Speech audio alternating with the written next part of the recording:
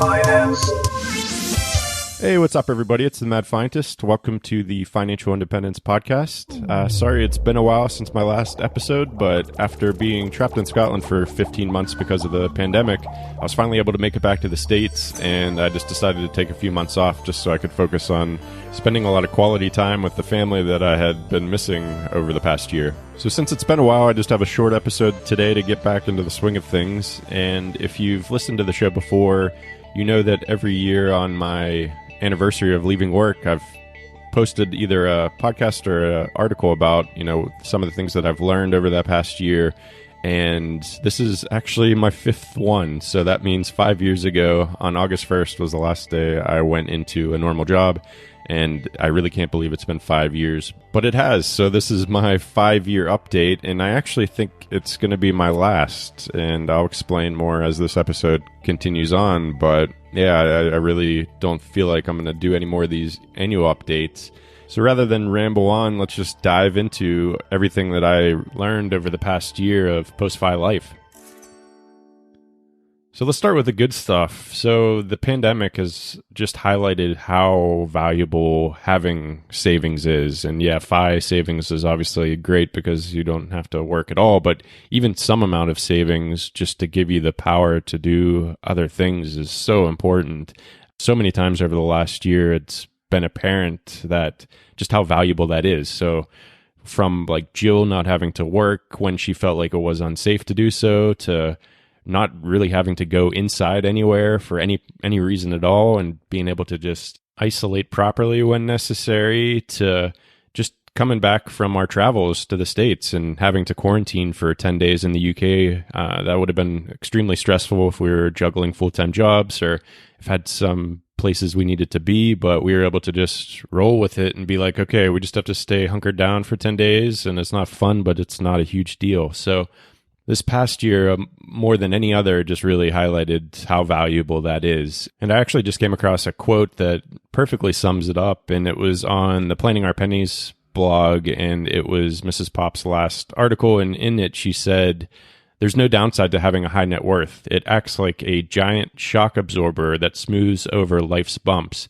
And after a while, it feels like life is a game and you've discovered the mother of all cheat codes." And that quote to me is just perfect, because the giant shock absorber that smooths over life's bumps, I think, is the perfect way to describe that feeling of having, a nice chunk of savings in the bank over the last year, as, the world has been so uncertain and everything's a bit weird and scary, and just having that financial peace of mind to know that you can roll with the punches and, you can get over some of these hurdles that are unexpected. And it just takes so much stress and anxiety away that, when I was younger, I always felt like, when I was a kid, like say a teenager, what if my car breaks down? I don't want to spend $500. That would use up all my money if I had to fix a car problem, or if anything else broke that I wasn't expecting. And the more you build up, the less stressed you get about these unexpected things that do happen in life. And this past year just highlighted how important that is for at least my mental well-being, just to know that, all right, there's enough there, and you can deal with things that happen, and life's bumps are going to be a lot more smoothed out because, as Mrs. Pop said, you have this giant shock absorber that can make any bumps you do face a lot smoother and easier to deal with. Moving on to the absolute best thing that happened over the past year is that I finally released the album that I had been wanting to write my entire adult life. And this was the whole reason I wanted to achieve FI in the first place, actually.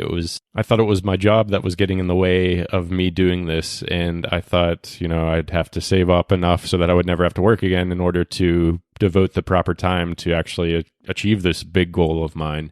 And it turned out that I didn't actually need to do that, because the thing that was holding me back all these years of trying to achieve this wasn't my job, because I had plenty of spare time and that I could have used towards working towards it.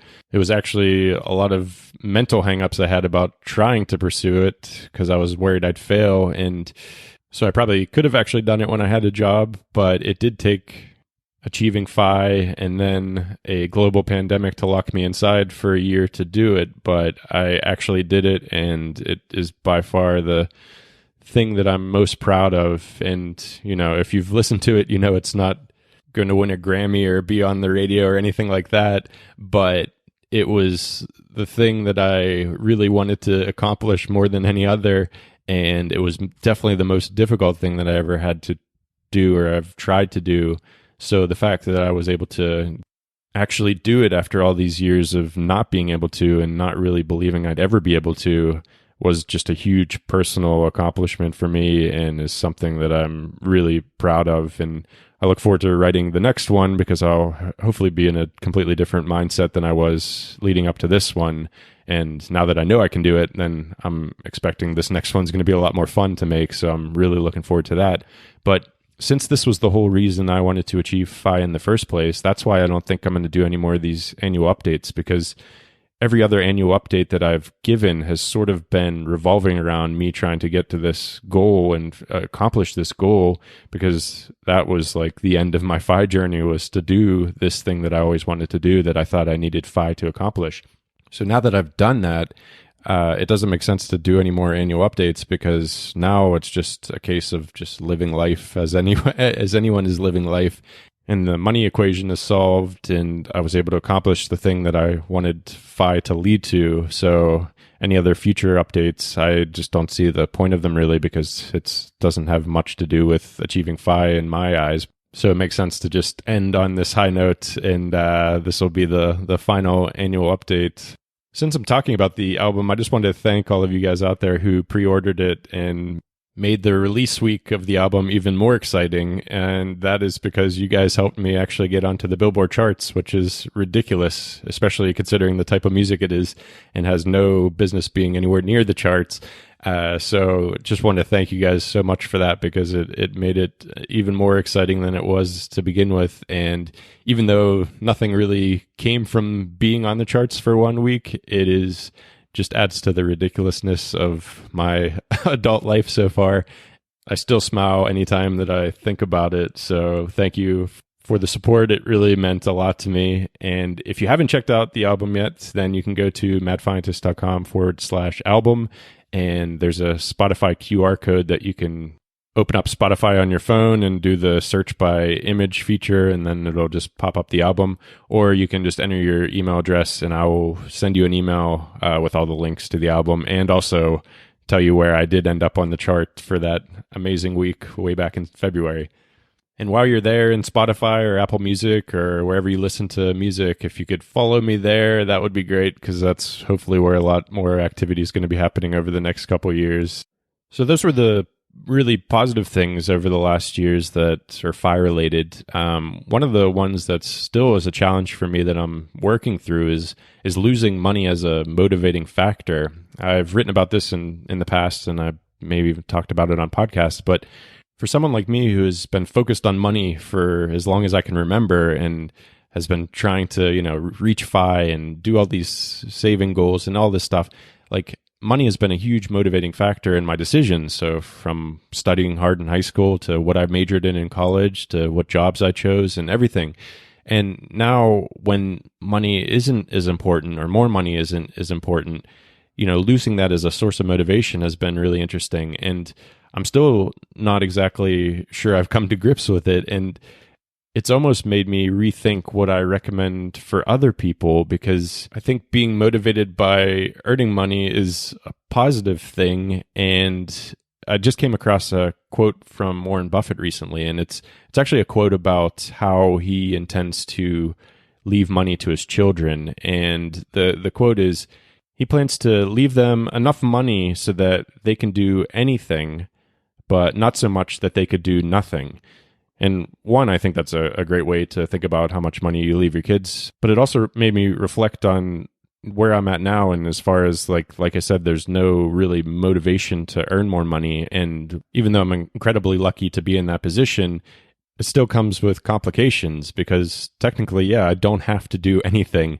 And a lot of things in life come when you're being forced to do something maybe you don't exactly want to do. Like for instance, like going into work. Yeah, it's not great, but you get this forced socialization that you may not have had, and you're interacting with people that are outside your social circle. That's, maybe difficult at times, but it is also really rewarding.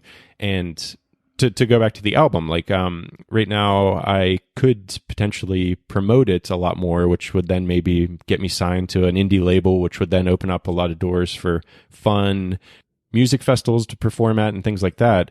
But since I don't have money motivating me to reach out to the labels or get myself out there on social media or do any of these not fun things in the short term, then I'm potentially missing out on a lot more fun in the long term. So that Buffett quote really made me think about FIRE in a new light, and it made me think, is maybe the ideal savings goal to save enough so that all your essential expenses are covered and then continue working to fund your discretionary expenses. So to go back to the Buffett quote, that would allow you to do anything, because you could technically survive by leaving your job and doing whatever you wanted to at that stage. So you could do anything at that point, but it's not really enough to allow you to do nothing, because yeah, you could get by and survive, but there would be absolutely no fun in your life, which you wouldn't want to continue for very long. So maybe that's a good sweet spot, is to save up enough so that all your essential expenses are covered, so you can eat and you can have shelter and you can be warm and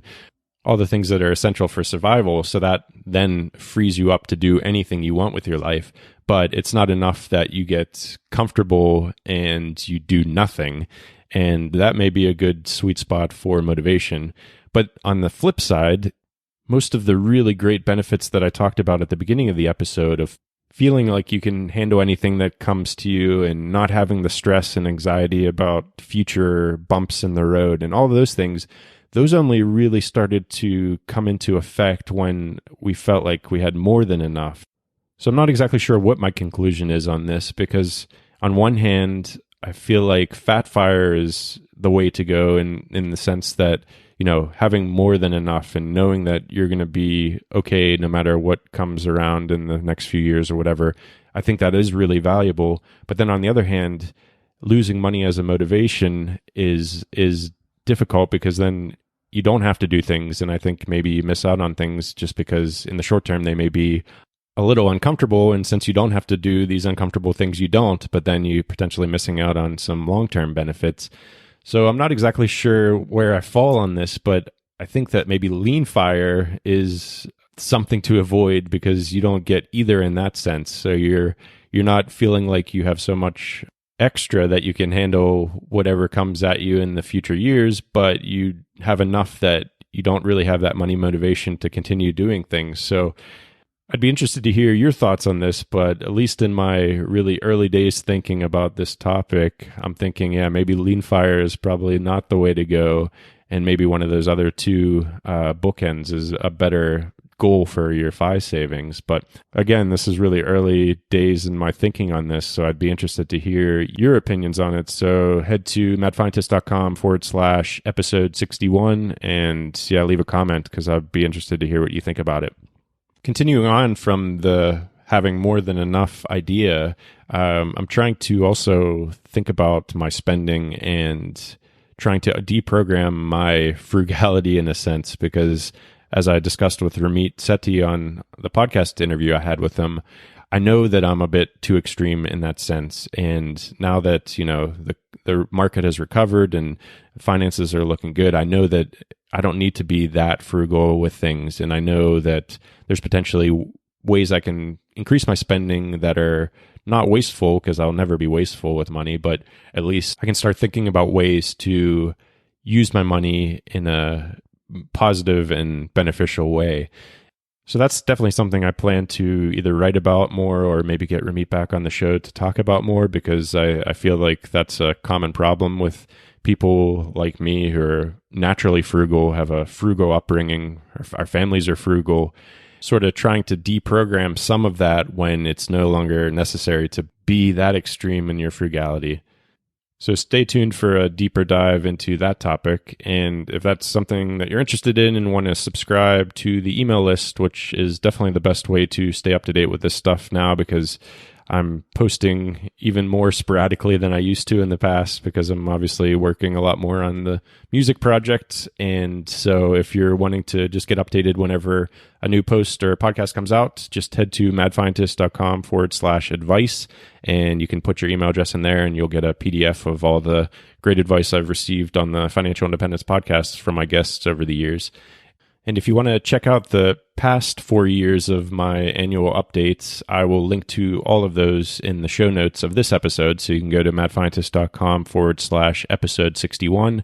And from there, you'll find all the other episodes and articles about everything that I've learned in my previous 4 years of FI. So that was a short but sweet one today. I have some other interviews coming up that I'll be publishing soon, but I hope you're all doing well out there. Hopefully you've been able to meet up with your friends and family that you hadn't seen for a while. Anyway, thanks a lot for listening, and I'll see you in the next one. Finance.